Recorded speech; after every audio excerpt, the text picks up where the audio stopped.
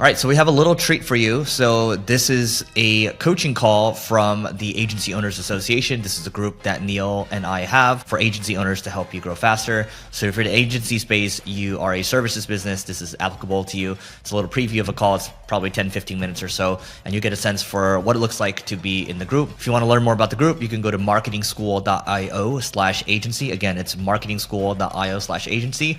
Hope you enjoyed the episode. Welcome in, guys. Welcome in. Hey guys. So I have with us here on the call, Mr. Oliver Kenyon, and I'm going to give a quick intro and then I'm going to pass it over to him. Really, the call today is going to be Q&A, getting your questions answered. Oliver said he may, if you're asking nicely, he might take a look at like your funnels or your landing pages and share his insight. He was in London all weekend giving workshops to agency founders, so he is hot off the press. But this is Oliver. He's the CEO and co-founder of ConversionWise. By the way, he's also a qualified chef. He's been working online for 20 years, built the largest affiliate community in the world, and actually then did business with Neil with that community. But right now he has a team of over 60 people on his team, 400 to 500,000 in monthly recurring revenue. And he's built more landing page designs than literally any other agency. So he is here with us today to answer all your questions. Oliver, welcome in. Thank you so much. Thank you for having me, and nailed the intro. Perfect. I love it. Very, very cool. Awesome. Well, why don't we start with this? Like, if you want to share a little bit about what you were doing this weekend and maybe what you were talking about the agency owners in London that you were leading the workshop this weekend. I'd love to kick it off there. Yeah, absolutely. So we were at an event called Hydra. I'm not sure if anyone of you guys are familiar with Hydra Council. So I was asked to talk there, and I did a panel, which was really interesting. I've spoken at a lot of conferences, a lot of events over the last 5 to 10 years. And I must say, like, it was genuinely one of the most enjoyable weekends I've had because it was very interactive.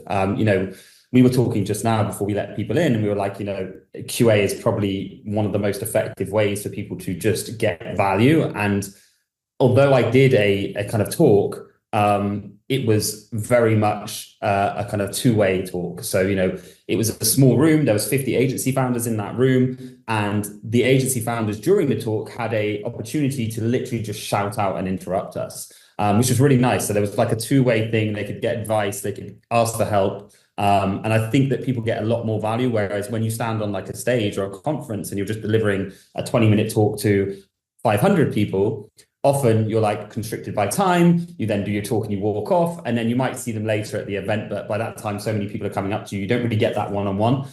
So I really enjoyed London this weekend because it gave me the chance to really kind of do workshops and really have a one-on-one conversation with several people, and hopefully help them. If you take one kind of snippet away from these events, it can definitely transform your business, and that's what I'm here on this call for. So really happy to answer any questions.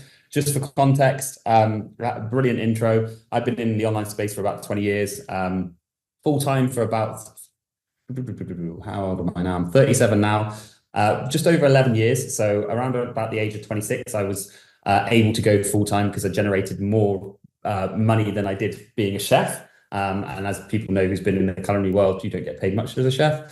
And from the age of 26 to 30, I built an affiliate community online. And it turned out to be the largest affiliate community online, which I sold to Neil Patel back in 2017. That was my first exit. And I actually co-founded this community and found my co-founder through that community. And now I run my agency with my co-founder. We've had this business for 12 years. And we've just exited this business about 6 months ago as well. But we're on a kind of a very aggressive kind of earn-out, performance backed. So again, very happy to talk about that as well, because a lot of people have lots of questions around like, can I even exit my agency? What would that even be worth? How is that deal set up? So guys, I'm going to open the floor. No questions too big, no questions too small. You won't offend me in any way, shape or form. I've been here and done it before. So who can I help? I think Peck jumped in first. Let's go, Peck. What have you got? Sure. Hi, Oliver. Thank you for doing this, and thank you for taking the time. I really appreciate it. Understood. In terms of thinking about, I would say most of our revenue has historically been through my relationships. It's very relationships based in from my own experience, and then sometimes through big SaaS partnerships. So partnerships historically have come and gone. Like, they'll have periods where they're great feeding, they give you lots of leads, and then they have their natural life cycle, and then we have to develop new partnerships. Sure. How do I would say I've been very weak at marketing and just getting customers off the street, if you will. How do you think about those type of businesses, and kind of given your expertise, how do you think of growing that beyond relationships and yeah? Yeah, absolutely. I think your primary lead source is always going to be relationships. I would be definitely getting involved with fractional type. We hear this all the time now, like fractional CMOs, fractional CTOs, fractional COOs, fractional CFOs.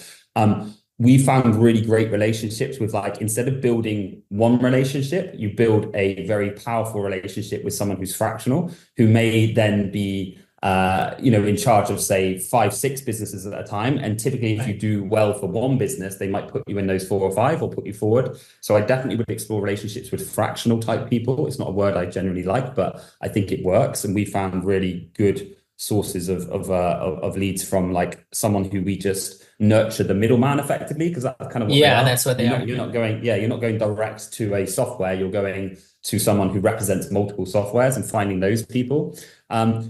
We found dinners worked very well, especially for more high ticket services. So what we'll tend to do per quarter, either as an independent, as a company, or with other complementary agencies, is set up dinners. Now, when you think of dinners, and we found this we work primarily in the e-com space, e-com founders get invited to dinners probably 2 a week, right? Especially if you're like in London or New York or a busy city. We did something that was somewhat blue ocean. So when we put on dinners, we try and make those dinners completely different to any other dinner. So 9 times out of 10, dinners are like 3-course set menu and some drinks. What we did is we said, we're going to find, like, the coolest restaurant in town. We're going to find a restaurant that offers, like, a tasting menu, a wine pairing, and we're going to go above and beyond and stick out from the crowd and really kind of, like, try to wow these people first and foremost. So I think dinners work really well. You can use cold outreach on LinkedIn effectively. We use Sales Navigator, a mix of Sales Navigator and a software called Ducks Soup. There's Meet Alfred, there's Ducks, there's different softwares. And what you do is within I have done some of this, but Duck Soup, perfect. Within Sales Navigator, you build your ICP, so you make sure that people are active. You make sure that they're founders or co-founders or just key decision makers within the company, C-level. So whatever you might, if you talk to CTOs and they're the decision makers, that's who you target. You then can segment via state if you're in the US, or segment via location, You can then filter via job type. So if they're an MD or whatever they might be, and whatever space you want to then look for, you can use keywords to do like SaaS or whatever it may be. Just be like really relaxed with the outreach. So message 1 is just connection. It's like, good morning, name.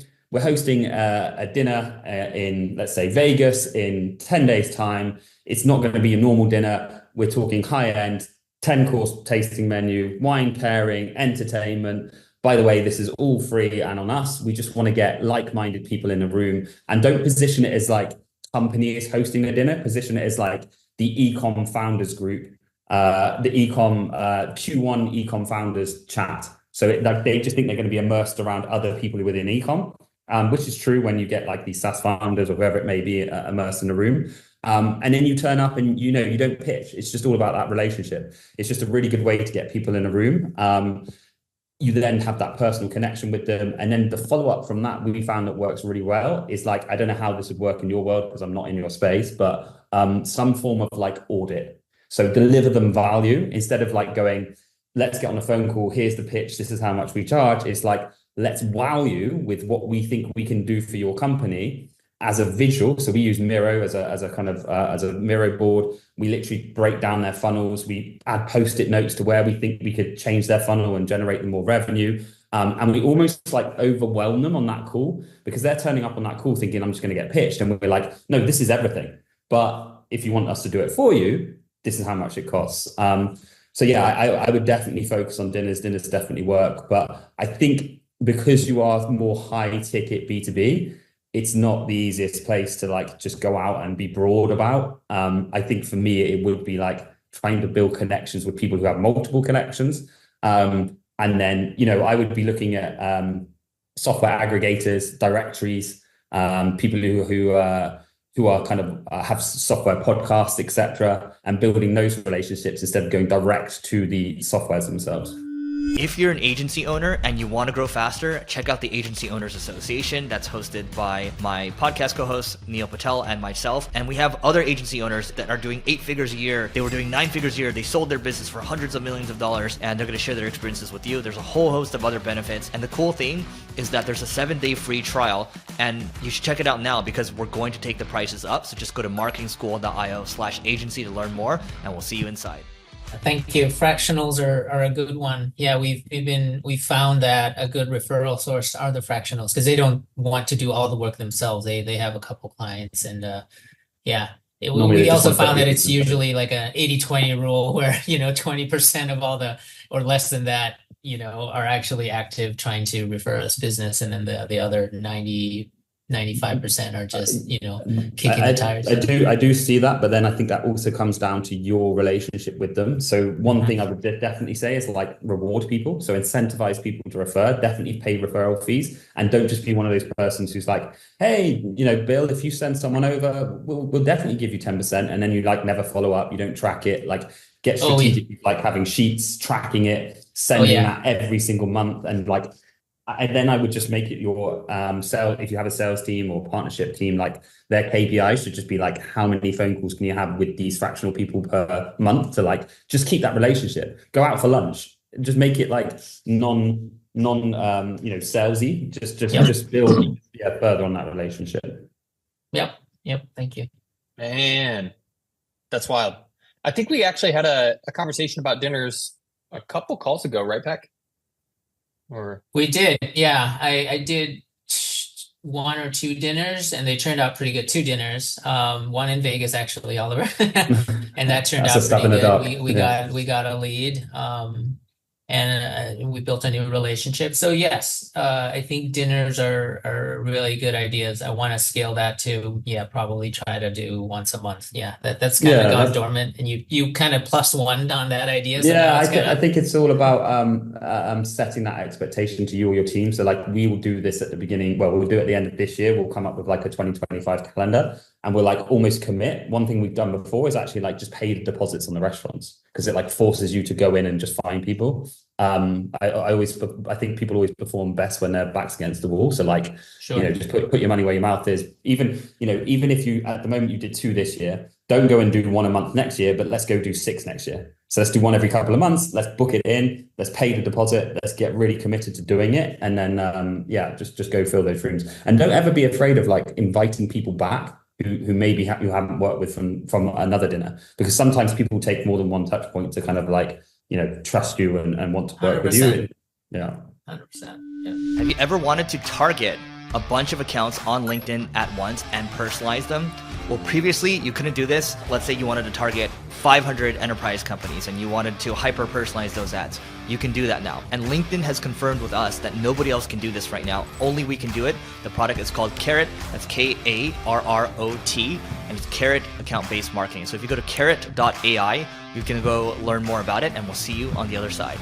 Okay, John Paul had a question. We're just an average digital agency, but you mentioned the pricing, pricing people out. So I'm just kind of curious. I mean, I'm probably really underpricing conversion rate optimization. I do it for most small companies. I've got a couple of large customers who actually help them build their team, but I have no idea what the market pays for these kinds of services these days. And you've obviously built some really successful doing this. So I'm curious if you can reveal some of that information. Yeah, absolutely. I think one thing I would say is like we can probably afford to charge a slight premium because we are the CRO agency where, obviously you specialize in lots of different things and that might not be your like dedicated expertise. I'm not saying you're not good at it, by the way, but we can probably charge a slight premium. So we won't work with anyone who's not doing over 100,000 sessions per month, just because we can't quantify a test quick enough. So we typically will work with like anyone who's doing either over 100,000 sessions per month or $1 million plus per year in revenue as an ecom brand. And then our rates will typically start from around about 5K fixed per month, depending on volume of scale. So if they're doing more traffic, it kind of scales up because we have more additional cost because we're running the test through software that charges per impression. And obviously the bigger clients take bigger skill sets, more of our senior people. We've got a team of 65, so we kind of work in different pods, and you'll put like, the bigger clients with obviously the more experienced people, and we have to charge a premium for that.